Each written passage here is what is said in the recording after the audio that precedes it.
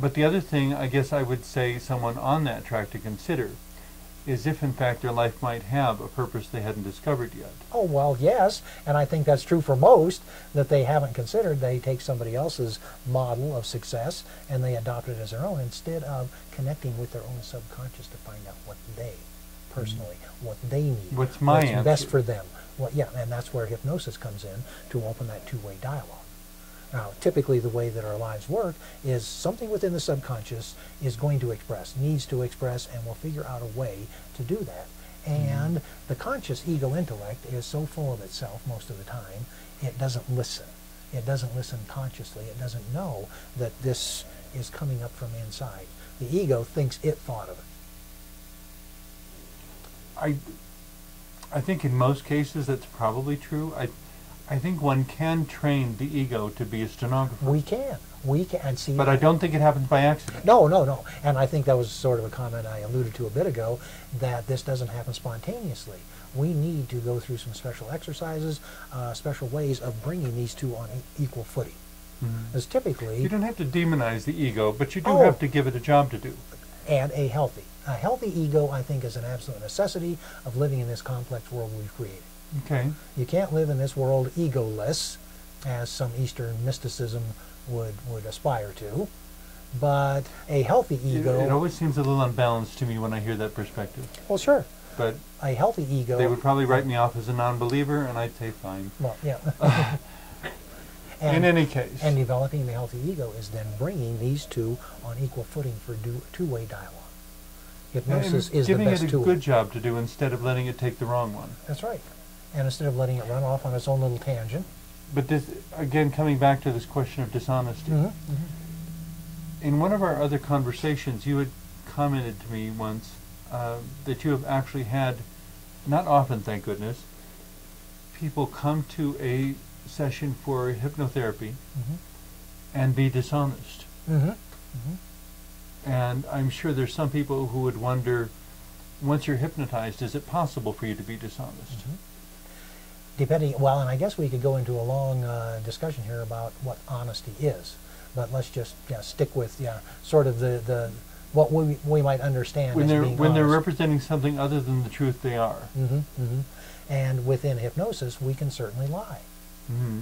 The subconscious has a number one priority. You know, within the subconscious, there is sort of a hierarchy of priority, I believe. The number one priority of the subconscious is to be safe. Not physically. Even if you have to lie. Not physically, but emotionally, spiritually, and physically, to be safe. Now, in order to stay safe, yes, they may misrepresent things. They may lie. Because they have a higher calling. No matter, you know... the higher calling being the emotional, psychological survival of the... That's right, maintaining safety for us, for this being here. For the person? Yes, yes. Okay. And so they can lie. And it's not a lie from that perspective. It is totally justifiable because they're sincere but sincerely wrong.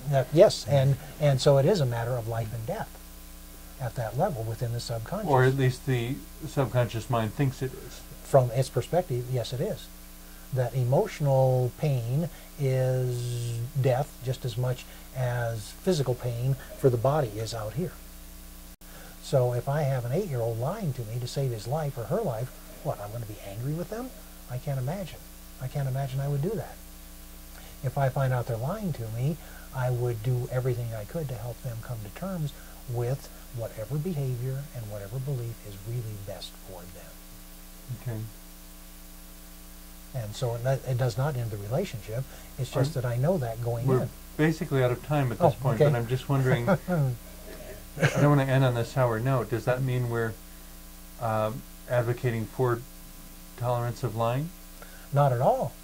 No, I believe that once, see, because whatever goes on within the subconscious, eventually the ego's job is to take whatever happens here and bring it out here to the outer world, to interact with you or you or you. Yeah, that is what the ego needs to do. Now, the rules of society, the rules of culture, the rules of relationship requires that I don't intentionally lie to you. So the ego, and a healthy ego, will take whatever's happening here from that very young child perspective and bring it out here in a way that we can grow together, become closer, and maybe build a better world. So the ministry of the ego, or specifically of the superego, is to take any fears, insecurities, self-deceptions, whatever, that the subconscious, with which the subconscious is being confronted, and turn those into raw materials for further growth.